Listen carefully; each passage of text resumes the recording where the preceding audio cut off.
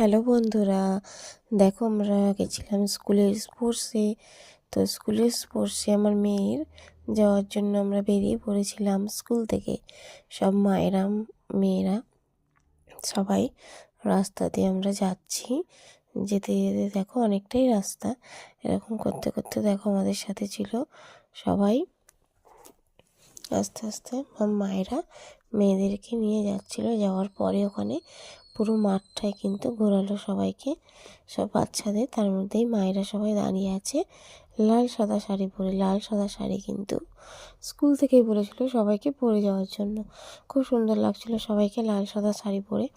তারপরে ওদের সবাইকে বাচ্চাদেরকে দাঁড় করিয়ে ওদেরকে দিয়ে প্রার্থনা করালো, মানে জাতীয় সঙ্গীত হলো একটু, আর একটু পতাকা উত্তোলন হয়েছিল। পতাকা উত্তোলনটা কিন্তু আমি তুলেছিলাম, কিন্তু হয়তো তোমাদের সাথে শেয়ার করতে পারছি না, কারণ